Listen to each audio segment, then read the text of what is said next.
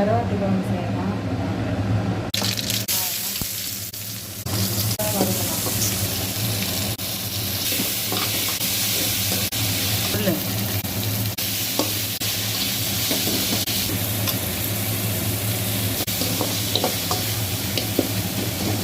வெள்ளரிக்காய், பூக்காய்,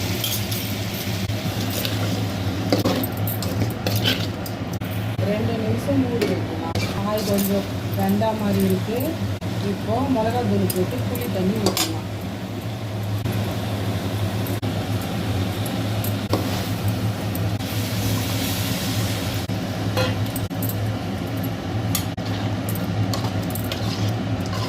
பச்சைக்கட்டை போட்டுடலாம். பச்சைக்கட்டை காயெல்லாம் போட்டு நல்லா வெந்துடுச்சு. இப்போ கருவாடு போடலாம்.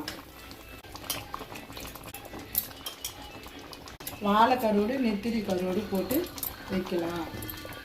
பூண்டு வந்து தோலோடு இச்சு போட்டால் குழம்பு வந்து சூப்பராக இருக்கும். அதுவும் இறக்கும்போது போட்டால் நல்லா வாசனையாக இருக்கும்.